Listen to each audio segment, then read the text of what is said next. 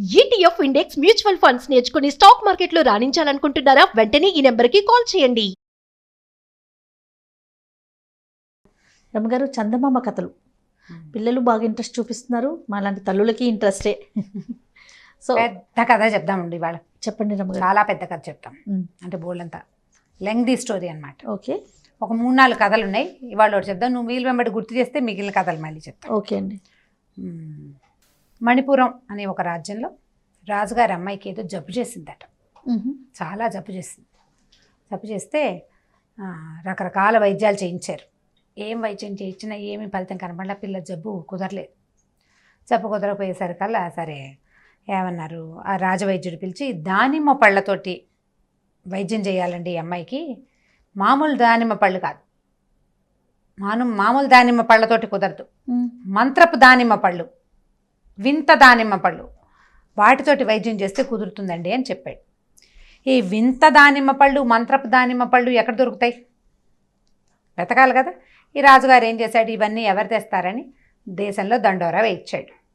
మా మణిపురపు రాజుగారు ఎవరైనా వింత మంత్రపు దానిమ్మ పళ్ళతోటి రాజకుమార్తెకి జబ్బు కుదిర్చేవాళ్ళు ఉంటే గనక వాళ్ళకి అర్ధరాజ్యం ఇస్తా, ఓకే, రాజకుమార్తెని ఇస్తా, ఇలా రకరకాల ప్రకటనలు చేశారు. మనం కూడా చూస్తుంటాం కదా, ఇది ఇచ్చేస్తాం అది ఇచ్చేస్తామంటారు.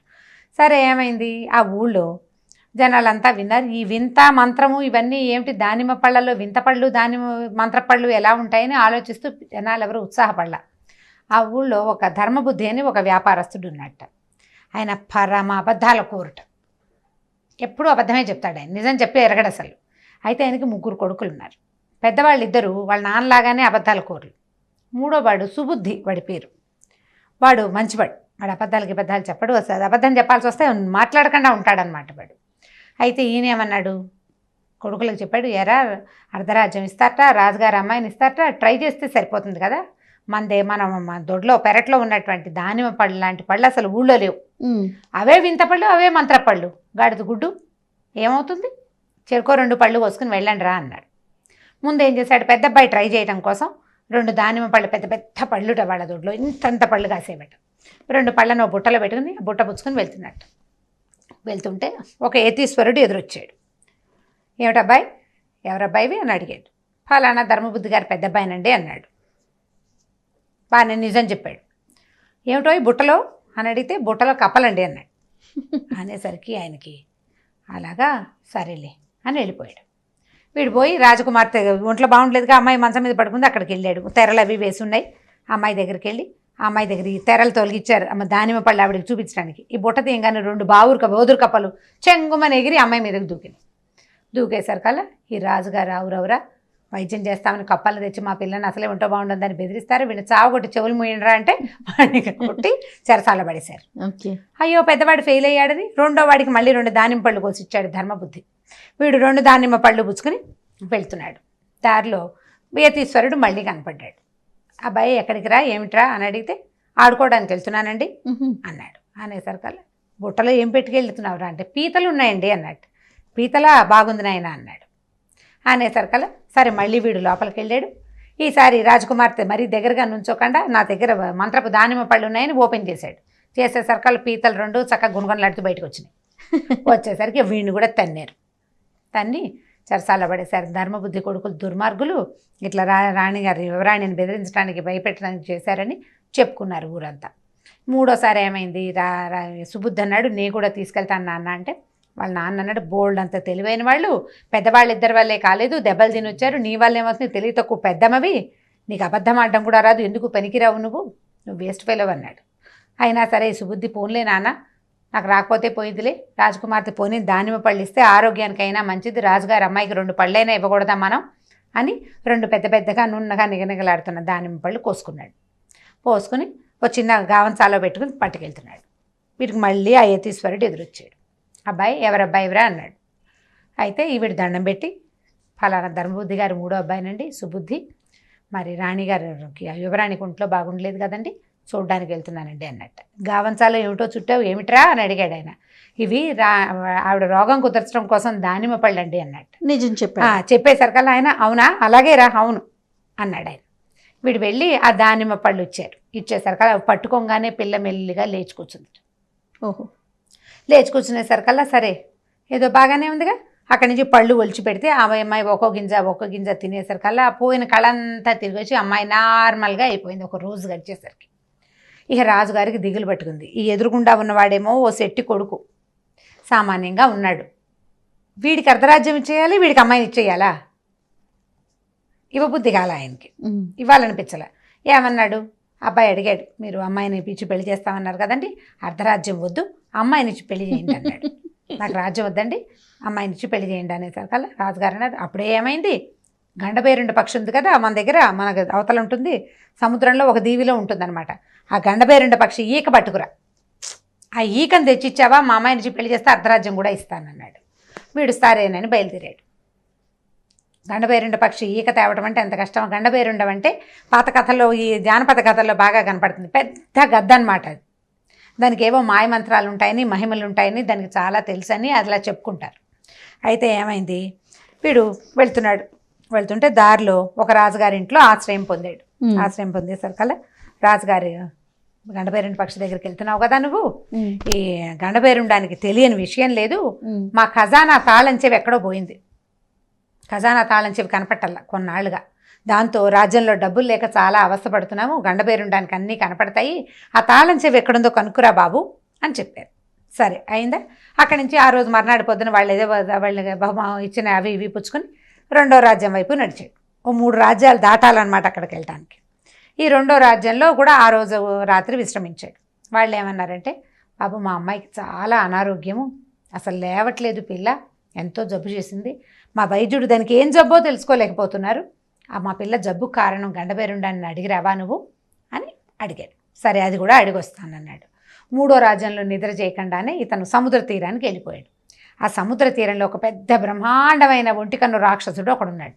వాడు ఏంటంటే ఈ సముద్ర తీరం నుంచి సముద్రం మధ్యలో ఉన్న దీవికి మనుషుల్ని చేరేస్తాడు. ఇక్కడ ఒక మనిషి వచ్చాడు అనుకో, దీవిలోకి వెళ్ళాలంటే వీళ్ళని ఎత్తుకుని తీసుకెళ్ళి అక్కడ పెడతాడనమాట. సరే వాడేమో వీడిని ఎత్తుకున్నాడు, నువ్వు గండబేరుండాన్ని చూడడానికి వెళ్తున్నావా, నేను నిన్ను అక్కడ దింపుతాను, నాకు ఈ పని ఎప్పుడు తప్పుతుందో చెప్పు, ఇది కనుక్కో, ఈ విషయం కనుక్కోమని చెప్పాడు. ఈ పిల్లాడు ఇక సుబుద్ధి వెళ్ళాడు. వెళ్ళిన తర్వాత ఏమైంది, గండబేరుండని లేదు, అయ్యో ఊళ్ళో అక్కడ లేదు, ఎక్కడికో వెళ్ళింది. ఇతను మెల్లిగా అవి ఇవి చూస్తూ లోపలికి వెళ్ళాడు. వెళ్ళేసరికల్లా ఒక ఆడ మనిషి కనపడింది అక్కడ. కనపడి, ఏరా అబ్బాయి ఎవర్రా నువ్వు ఏమిటంటే, వాడి రాజుగారి అమ్మాయి, దాని జబ్బు తగ్గటము, ఇప్పుడు తను ఇట్లా రావటము, ఈ 3 ప్రశ్నలు ఇవన్నీ చెప్పాడు. చెప్పేసరికల్లా ఆ గండబేరుండం మంచిది కాదురా, చంపేస్తుంది, నరవాసన తగిలితే ఊరుకోదు, అది ఆ రాక్షసుడు తెచ్చే మనుషులందరినీ ఇది మింగేస్తుంది, కొంతమందిని పంపేస్తాను నేను, ఒక్కోడు పిచ్చి వెధవ ఉండిపోతాడు, వాళ్ళని గండబేరుండ తినేస్తుంది, నువ్వు వెళ్ళిపోమంటుంది. మరి నేను వెళ్ళిపోతా, ఈ 3 ప్రశ్నలు ఉన్నాయి కదా, ఈ ప్రశ్నలు 3టికి సమాధానం కావద్దా నాకు అంటే, సరే ఓ పని చెయ్యి, నువ్వు దాక్కో, అప్పుడు నేను చెప్తాను అని చెప్పేసరికల్లా చీకటి పడే వేళకి గండబేరుండం వచ్చేసరికల్లా రాగానే ఆడ మనిషిని అడిగింది, నరవాసన వస్తుంది, ఎవరు వచ్చారని అడిగితే, ఓ కుర్రాడు నీ కోసం వచ్చాడు, నేనే పంపించేశాను, వాడి దగ్గర 3 ప్రశ్నలు ఉన్నాయట, 3 ప్రశ్నలకి సమాధానం తెలిస్తే బాగుంటుందన్నాడు. వాడి ప్రశ్నలను మేమేం చెప్పం, వెళ్ళిపోమన్నామంటే ఏం ప్రశ్నలు వేశాడు అని అడిగాడు. ఏం ప్రశ్న వేశారంటే, ఈ ఫలానా రాజుగారికిట ఖజానాకి తాళం పోయిందిట, అదొకటి అడగమన్నారట. తాళందేముంది, ఆ తాళం చాలా సింపుల్, వాళ్ళ ఖజానా గుమ్మం పక్కన మట్టిలో ఇరుక్కుపోయి ఉంది అని చెప్పింది మొదటి ప్రశ్న. రెండో రాజ్యం రాజుగారి అమ్మాయి కంటే యువరాణికి జబ్బు చేసింది, దానికి కారణం కనుక్కోమన్నారట. అంటే ఏముంది, ఈ యువరాణికి రోజు తలకాయ దువ్వుతారు కదా, తల దువ్వుతారు, దాని జుట్టు ఉడుతుంది కదా, ఆ జుట్టుని వాళ్ళు అక్కడ ఇక్కడ పడేయకుండా తుట్టెలాగా అట్లా చుట్టి ఓ పక్కన పడేస్తారు. అది వీళ్ళ మెట్ల కింద గదిలో ఆ వెంట్రుకల తుట్టుంది, ఆ తుట్టెలోట ఒక పాము గుడ్లు పెట్టిందిట. ఆ పాము గుడ్లు పెట్టింది, ఆ గుడ్లు పెట్టిన దోషం వల్ల ఈ పిల్లకి జబ్బు చేసింది, ఆ గుడ్లను తీసి బయట వారేస్తే ఈ పిల్ల జబ్బు తగ్గిపోతుంది అని చెప్పి. 3వ వాడు ఒంటికన్ను రాక్షసుడు, వాడు ఏం చేస్తున్నాడు, మనుషుల్ని సముద్రం నుంచి దీవిలోకి తీసుకొస్తున్నాడు కదా, ఎప్పుడు ఈ పని తప్పుతుందో అడగమన్నట్ట. అంటే ఏముంది దానికి పెద్ద, ఈసారి తెచ్చిన వాడిని ఎవడో అందులో వదిలేయమని సముద్రంలో, ఇక ఎవడు వాడి జోలికి రాడు, ఇక వాడు ఆ పని మానేయచ్చు అని చెప్పింది గండబేరుండం. చెప్పంగానే ఈ అమ్మాయి ఏం చేసింది, సరేలే అది ఆ కుర్రాడు ఎప్పుడో పోయాడు, బాగానే ఉన్నాయి సమాధానాలు, నువ్వు పడుకో అని గండబేరుండానికి ఆహారం పెట్టింది. అది పడుకుని నిద్రపోగానే ఆ ముసలిది ఏం చేసింది, చల్లగా దాని రెక్కల్లోంచి ఒక ఈకని పిక్కొచ్చి ఈ కుర్రాడి చేతిలో పెట్టింది. చేతిలో పెట్టి, అబ్బాయి సమాధానాలు విన్నావు కదా, వెళ్ళిపో నువ్వు అని చెప్పేసి పంపించేసింది బయటికి. వీడు గబగబా బయటకు వచ్చేసాడు. వచ్చేసాక ఆ ఒంటికన్ను రాక్షసుడు రెడీగా ఉన్నాడు, వీడిని ఎత్తుకుని అడిగాడు. నా ప్రశ్నకి సమాధానం కనుక్కున్నావా అంటే కనుక్కున్నాను, ముందు నన్ను దింపేయి తర్వాత చెప్తానన్నాడు. పోనీలే, ముందే చెప్తే కొంప ముంచేస్తాడు వాడు. వాడు వదిలేస్తాడు కదా. అక్కడి నుంచి ఏం చేశారు, ఈ కుర్రాడేమో ఆ గండభైరుడు ఒంటికన్ను రాక్షసుడు చేతులు పట్టుకున్నాడు. ఆ రాక్షసుడు వీడిని ఎగురుతూ ఒక్కసారి తీసుకొచ్చి ఈ దీవిలోంచి సముద్రం ఒడ్డుకు తీసుకొచ్చినప్పుడు ఏం చెప్పాడంటే, ఈసారి ఎవరైనా మనిషి వచ్చి నన్ను దీవిలో దింపు అంటే వాడిని మధ్యలో వదిలిపెట్టేసేయి, సముద్రంలో వదిలేయి, ఇంకా ఎవ్వరూ మమ్మల్ని ఎత్తుకో అక్కడ దింపు అని పొరపాటును కూడా నిన్ను అడగర్రా నాయన అని చెప్పాడు. సరే బాగుందిగా. అక్కడి నుంచి ఈ కుర్రాడు వచ్చాడు, మొదటి ఒక రాజ్యంలోకి ప్రవేశించి రాజుగారి కూతురు అనారోగ్యం గురించి ఏం చెప్పాడంటే, అయ్యా మీ అమ్మాయి వెంట్రుకల తుట్టె మెట్ల కింద గదిలో ఉందిట, ఆ తుట్టెలో పాము గుడ్లు పెట్టిందిటండి, ఆ గుడ్ల వల్లే అక్కడ పెట్టిన దోషం వల్లే మీ పిల్లకి జబ్బు చేసింది అని చెప్తారు. ఈ కథలో ఒక అటాచ్మెంట్ ఉంది చూడండి జయ. వెంట్రుకలు తుట్టెలు జుట్టు ఎక్కడైనా పడేస్తే మంచిది కాదు, అనారోగ్యం అని పెద్దవాళ్ళు చెప్పేవాళ్ళు. కథ ఇంట్రెస్టింగ్గా ఉంది, మధ్యలో ఆపుతున్నాను కానీ ఈ పాయింట్ చెప్పాలి ఇప్పుడు, లేకపోతే పోతుంది. మరి మన జుట్టు దూకుంటామా, ఈ జుట్టు ఇలా చుట్టి మేడ మీద నుంచి కింద వేసేయటము, బాల్కనీల నుంచి బయట పడేసేయటము చేయకుండా డస్ట్బిన్లో వేసేసేయాలి. అది మట్టి లోపలికి వెళ్ళిపోవాలి కానీ బయట గాలికి ఎగురుతుంటే ఏదైనా పడకూడని చెడు పడితే అది జబ్బు చేస్తుందని చెప్పేవాళ్ళు.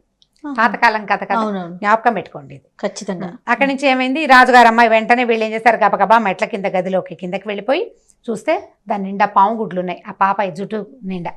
సరే వీళ్ళు ఆ పాము గుడ్లను తీసి బయట పారేసి ఆ జుట్టుని గొయ్యి తీసి పాతిపెట్టేశారు. ఈ పిల్ల వెంటనే మెల్లిగా కోలుకుంది. ఆ రాజుగారు ఏం చేశారు, బోల్డ్ అన్ని ధనపు రాసులు బండి కట్టించి ఈ కుర్రాడితో సుబుద్ధితోటి పంపించారు. అక్కడి నుంచి వచ్చి మూడో రాజుగారి దగ్గర మొదటి రాజ్యం దగ్గరికి వచ్చేసరికల్లా రాజుగారికి ఏం చెప్పాడంటే, మీ తాళం చెవులు మీ గుమ్మం పక్కన ఉన్న మట్టిలో ఇరుక్కుపోయి ఉన్నాయి చూసుకోండి అన్నాడు. వీడు ఉండగానే వాళ్ళు అదంతా తవ్వి చూస్తే మట్టిలో ఒక వానాకాలం ఎప్పుడో తాళం అక్కడ పడిపోయింది, వాన పడేసరికల్లా మట్టిలో కూరుకుపోయింది. ఆ తాళాలు తీసుకుని వాళ్ళ ఖజానా ఓపెన్ చేసుకుని సంతోషించి వీడికి బోల్డని వజ్రాలు రత్నాలు ముత్యాలు వెలలేని కానుకలు ఇచ్చి ఈ కుర్రాన్ని పంపించేసరికల్లా వీడు రాజుగారి దగ్గరికి వచ్చాడు. సామాన్లన్నీ తెచ్చుకున్నాడు, చక్కగా అన్నీ తెచ్చుకుని మోసుకొని రాజుగారి దగ్గరికి వచ్చి ఇదిగోండి గండభైరుండం ఈక అని ఇచ్చాడు. అనేసరికల్లా రాజుగారు అరే గండభైరుండం అక్కడే ఉందా అన్నాడు. ఉందండి, నేను వెళ్ళి చూశాను, ఇదిగో ఇట్లా జరిగింది, ఈ రాజులవి ఈ పనులు చేశాను అని చెప్పేసరికల్లా రాజుగారు ఏం చేశాడు, శభాష్ చాలా బాగుంది, నేను గండభైరుండాన్ని చూడాలి, చూసొచ్చాక మా అమ్మాయిని ఇచ్చి పెళ్లి చేస్తాను, ఇక్కడే ఉండని ఈ కుర్రాన్ని ఇక్కడే పెట్టి రాజుగారు ఏం చేశాడు, తన 2-3 పరివారంతో కలిసి అక్కడికి వెళ్ళాడు సముద్రం దగ్గరికి. వెళ్ళేసరికల్లా ఒంటికన్ను రాక్షసుని ఒరే నేను గండభైరుండాన్ని చూడాలి, నన్ను తీసుకెళ్ళరా అన్నాడు. వీడు వాడిని ఎత్తుకుని సలహా ప్రకారం ఏం చేశాడు, సముద్రంలో వదిలిపెట్టేశాడు రాజుగారు. వదిలిపెట్టేసరికల్లా చూస్తున్న సైనికులంతా హాహాకారాలు చేశారు. హాహా లేదు హూహూ లేదు, మధ్యలో పడిపోయిన రాజుగారిని ఎవరు తెస్తారు, రాజుగారు కాస్త మునిగిపోయాడు. వీళ్ళు వెనక్కి వచ్చి అయ్యా రాజుగారు మునిగిపోయారండి, ఒంటికన్ను రాక్షసుడు ఇట్లా రాజుగారిని సముద్రంలో పడేశాడు, ఇంకా ఎవ్వరూ సముద్రం జోలికి వెళ్ళొద్దు ఎందుకంటే వీడు సముద్రంలో వదిలిపెట్టేస్తున్నాడు మనుషులని ప్రచారం చేశారు. ఇప్పుడు రాజుగారు లేరు, వచ్చాక పెళ్లి చేస్తానని చెప్పెళ్ళారు. ఇప్పుడు రాజు రాలేదు కాబట్టి ఈ సుబుద్ధి రాజకుమార్తెను పెళ్లి చేసుకుని చక్కగా మొత్తం రాజ్యాన్ని సంతోషంగా అనుభవించేశాడు. మరి వాళ్ళ అన్నల పరిస్థితి ఏమిటి, అబద్ధాలు చెప్పే వాళ్ళ పరిస్థితి దెబ్బలు తింటమే అవుతుంది. వాళ్ళ వ్యాపారమే వాళ్ళు చేసుకున్నారు. నిజం చెప్పడం వల్లే సుబుద్ధికి ఇదంతా కుదిరింది. అది తెలుసుకుని వాళ్ళు బుద్ధి తెచ్చుకున్నారు. కానీ వాళ్ళని రాజ్యంలోకి ఎంటర్ కానివ్వలేదు, ఎందుకంటే వాళ్ళ వల్ల రాజకుమార్తె భయపడింది కదా, వాళ్ళు ఎందుకు రానిస్తారు, ఇంకా వాళ్ళ దారిని వాళ్ళ వ్యాపారం వాళ్ళు చేసుకున్నారు. సుబుద్ధి మాత్రం ఈ అమ్మాయిని పెళ్లి చేసుకుని ఆ రాజ్యానికి రాజయ్యి హాయిగా సంతోషంగా ఉన్నాడు. నిజం చెప్పిన దాని ఫలితం ఇలా ఉంటుందన్నమాట. చాలా బాగుంది స్టోరీ. కథ పెద్దది కదా, కొంచెం ఎక్కువసేపు చెప్పచ్చు. మీరు ఇంకా ఓపిక్గా తాపీగా స్లోగా 2 రోజులు చెప్పండి, ఇంట్రెస్టింగ్గా క్రియేట్ చేస్తూ పిల్లలకి చెప్తే బాగుంటుంది. రకరకాల చిన్నవి యాడ్ చేసుకుంటూ చెప్తే ఇంకా బాగా వివరంగా వాడు నడిచి వెళ్ళాడు, గుర్రం ఎక్కాడు, గేదెను ఎక్కాడు, ఏదో రకరకాలు చెప్పచ్చు కదా. అట్లా చెప్తూ ఉంటే మెల్లిగా కథ నడుస్తూ ఉంటుంది. రైట్ రమ్మగారు, చాలా బాగుంది రమ్మగారు.